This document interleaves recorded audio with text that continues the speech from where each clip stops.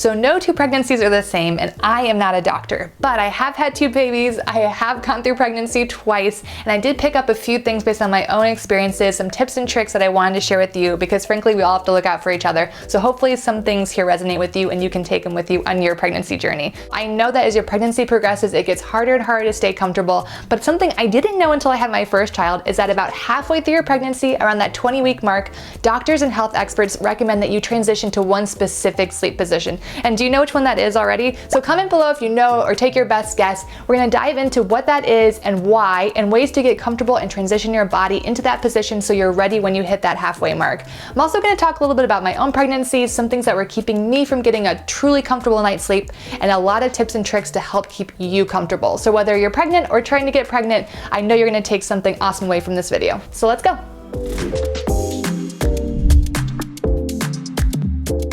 There's no way around it. Pregnancy is tough on a woman. It's tough on you physically, mentally, emotionally, and at a time when you really want to get as much sleep as you possibly can, it can make your sleep interrupted, and that is such a pain, but it doesn't have to destroy it. So the American Academy of Pediatrics and your OBGYN and a lot of health experts are gonna say that around the 20-week mark, which is about halfway through an average pregnancy, you're gonna wanna transition to your side to sleep. If you think about it, stomach sleepers, you're kind of running out of time anyway with your bump growing, and back sleepers, it's super important for you because as your uterus grows and as your organs sort of shift to go in different places, when you do sleep on your back, you're gonna be compressing different things, including a very important vein called the inferior vena cava. This brings deoxygenated blood up to your heart. So if you're compressing it, you can understand why that might not be very good for your health or the health of your baby. Some other things to think about: when you are sleeping on your back, you can have issues like back aches, headaches, digestive issues, constipation, and overall low blood circulation. So that is one of the many reasons, or a few of the many reasons, why doctors do recommend that you sleep on your side starting at about that half-week mark. So if doctors and health experts had a choice between left or right side sleeping, they're gonna choose left side sleeping. And that's because when you sleep on your left side and you're pregnant, the way that your organs and everything have shifted, you're gonna get more nutrients, more blood flow when you sleep on your left side. It's gonna go to your uterus and your kidneys, and of course your growing baby a little bit more easier. But if you do wake up in one of these positions, it's not your left side, just transition yourself back to that left side sleeping position. Do not freak out about it. So I do definitely recommend pregnancy pillows because those are the ones that are really designed for your growing body and the different aches and pains that you're specifically going to be going through. But if you don't have the budget or don't have the time to get that, just go with as many pillows as you possibly can.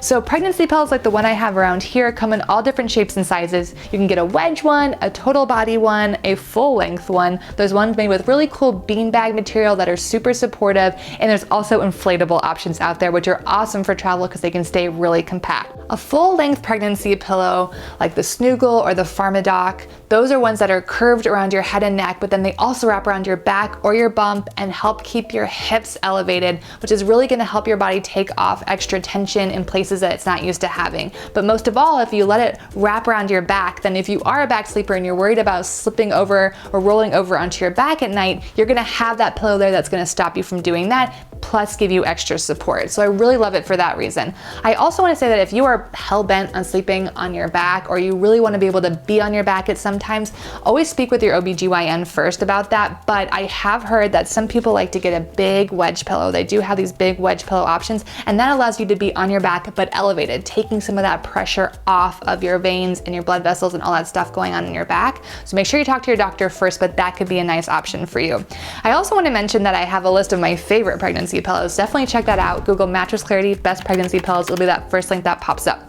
I did pick up a few things based on my own experiences, some tips and tricks that I wanted to share with you. So the first one is those frequent trips to the bathroom. Who hasn't had them? Your bladder's getting a lot of pressure on it, and of course that's gonna change over different trimesters. I will say though, is that you wanna stay hydrated, so I'm not recommending that you don't drink water, but if you do, go ahead and front load that at the beginning of the day, because the less water you can drink towards the end of the night, the less frequent trips you're gonna have to go to the bathroom. Definitely try to ease up on the water at the end of the night, but if you're thirsty or need more hydration, of course, that's the priority. So nausea is something that can get you out of bed. It can bring you to your knees. It can be terrible. And morning sickness is a joke. It's all times of the day, including at night when you're trying to sleep. One thing that I found to be really handy was that I had some bland crackers on my nightstand. So if I woke up during the night or even early in the morning before everyone else was up, just grabbed a couple crackers, ate those, let it settle my stomach, and in some cases I was able to go back to sleep for a little while, which was awesome. The other thing that I went through was heartburn, especially at the end. I had the worst heartburn. I was driving through McDonald's eating ice cream cones every 2 seconds just to cool that burn. So if you've been there, it stinks. One thing you can do is to elevate your body. So that's when a nice wedge pillow comes in handy. Keeping your body upright helps from all of this pressure. You know, your organs are being squished. Your digestive system is all messed up, and that's part of the reason you're having the heartburn. So 2 things: 1, stay elevated with the pillow, and also try to avoid having a super heavy, huge meal 3 hours before bed. If you can eat earlier, it's gonna allow your body to digest and leave less room for heartburn at the end. Back pain was another issue I personally really struggled with, and tailbone pain, especially at the end when muscles are being pulled in all different directions. It is so hard to stay comfortable and stay asleep at night. That's where pregnancy pillows really came in handy. They helped me support areas that I was really in a lot of pain with, that were pulling in weird directions. You know what I'm talking about if you're pregnant, especially at the end, it's a mess. And restless leg syndrome is another thing that a lot of women go through. It's where you're trying to go to sleep at night, but your legs kind of want to go for a walk, or they feel like they need to move.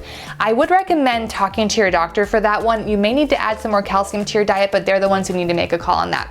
And last but not least, for all pregnancy stages, I would recommend practicing some deep breathing techniques, learning how to relax your body, because pre-baby nerves are no joke. It can keep you up at night worrying about how this is all gonna go. And if you can learn how to relax your body, it will help you ease you into sleep and stay asleep. But of course, if you have any questions about pregnancy pillows, comment below, because I'm happy to make a personal recommendation.